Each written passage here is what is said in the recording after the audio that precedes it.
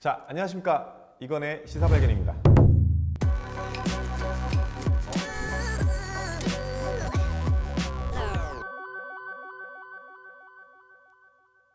자, 첫 번째 이슈입니다. 국가 가계 기업 빚 역대 최대 5천조 육박. 2019년 공식 국가 채무는 728조 8천억 원으로 국내 총생산 GDP 대비 비율 약 38%에 육박합니다. 공공기관 부채인 525조 1천억과 연금 충당 부채인 944조 2천억을 합친다면 총액은 2198조 1천억으로 GDP 대비 약 114% 수준에 육박하는데요. 게다가 가계 신용대출의 경우 2019년 기준 1600조 3천억, 기업 부채의 경우 1118조에 이르기 때문에 이를 모두 합친다면 대한민국의 전 국가적 채무 상태는 굉장히 클 것으로 예상됩니다. 실제 2020년 1분기까지의 국가 빚, 정부, 가계, 비금융기업의 경우 4,685조까지 올라왔다고 합니다. 이는 올 경상 GDP 추정치의 2.4배가 넘는 것으로 우려가 되는 대목이라 생각합니다. 물론 GDP 대비 총 부채 비율의 경우 절대 크기는 OECD 28개국 중 19위로 미국의 264%나 유럽의 265%보다 약간 낮은 수치이긴 하지만 부채 증가 속도가 OECD 28개국 중 2위로 굉장히 빠른 속도로 오르고 있다고 합니다. 모쪼록 국가 채무가 더 커져서 또다시 IMF의 아픔을 겪는 일은 없었으면 하는 바람입니다. 자, 다음 이슈입니다. 명품과 플렉스에 빠진 10대들. 아르바이트 전문 포털 알바천국이 10대와 20대 총 4,265명을 설문조사한 결과 10대 33.6%는 추석 용돈으로 명품을 구매할 계획이 있다고 밝혔답니다. 이는 20대 26.1%보다 굉장히 높은 수치죠. 청소년들이 명품을 구매하는 이유가 유행에 뒤처지고 싶지 않아서 혹은 주위에 나만 없는 것 같아서 등 또래 집단을 의식한 구매가 가장 큰 이유였다고 합니다. 이러한 청소년들의 플렉스 문화는 고가의 명품을 구매하기 위해 돈을 훔치는 등의 범죄를 일으키는 사례도 빈번하게 발생시키고 있어서 정말 현실적인 문제가 아닐까 싶습니다. 양윤 이화여대 심리학과 교수는 10대는 아무래도 집단 문화가 강해서 그 안에서 좋은 걸 모방하고 동조하려는 의지가 있다며 SNS가 상향 비교를 일으키면서 시기나 질투가 생겨나고 그 안에서 위화감도 커진다고 합니다. 그래서 성인들이 10대에게 올바른 소비 문화를 제대로 보여주지 못하고 있다고 지적하셨습니다. 아무래도 쇼미더머니나 힙합 문화를 시작으로 이러한 플렉스 문화가 생겨나지 않았을까 싶은데요. 저도 어렸을 적에 이렇게 프라다 가방이니 뭐니 해서 철없던 행동을 했던 적이 많습니다. 진정한 멋은 내면에 있다는 것을 보여주는 것. 어른부터 해야 아이들도 본받을 것입니다. 자, 다음 이슈입니다. 한국은행 2021년 가상환경에서 디지털 화폐 시험 유통. 지난달 중국의 디지털 화폐에 대해서 이슈를 다룬 바 있죠. 역시나 한국도 이러한 세계적 움직임에 발맞춰 가려는 것 같습니다. 한국은행은 2020년 7월까지 CBDC 기반의 업무, 설계, 요건 정의, 구형기술 검토를 마치고 이를 바탕으로 2단계 사업인 CBDC 업무 프로세스 분석 및 외부 컨설팅을 추진한다고 합니다.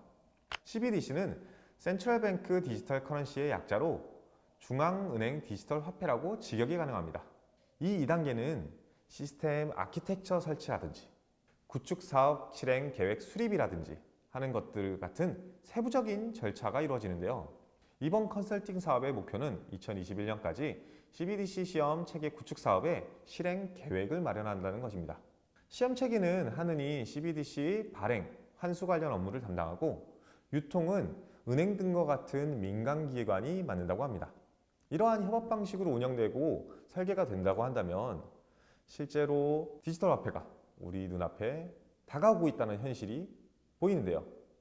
이는 중앙은행에서 통제 관리하는 디지털 화폐가 2021년에 우리가 직접 유통까지도 체험할 수 있다는 것을 의미합니다.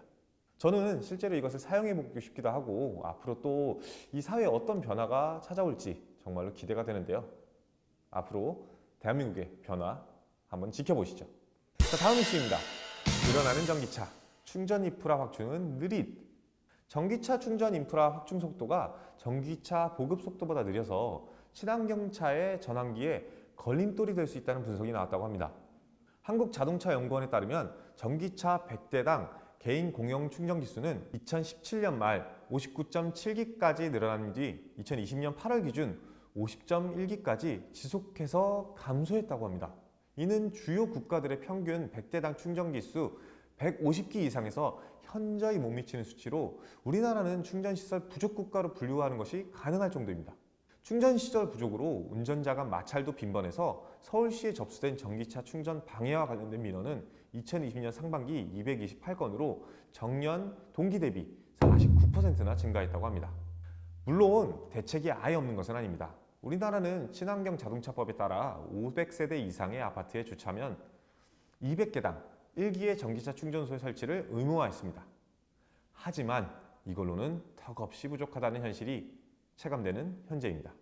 주요 국가들의 사례를 보면 기초시설 구축의 의무화를 기본으로 하고 있는 추세라고 합니다. 테슬라도 충전소를 최근 유료로 바꾼다고 하죠. 우리나라도 하루빨리 충전소가 더 많아져서 정말로 친환경적인 대한민국 환경이 되었으면 하는 바람입니다. 다음 이슈입니다. 진화하는 전자발찌, 땀 냄새까지 분석해서 범죄 징후까지 잡아낸다.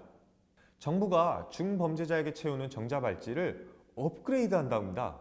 지금처럼 단순히 전자발찌 착용자의 위치 파악에서 그치지 않고 땀이나 냄새 등 생체 정보를 분석해서 추가 범죄까지 막는 게 목표라고 하는데요.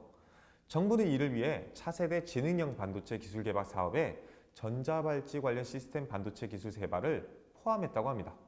현재 전자발찌는 GPS를 통해 착용자의 위치를 파악해 법무부의 중앙통제 시스템에 보내도록 제어하는 반도체 부품이 들어갑니다.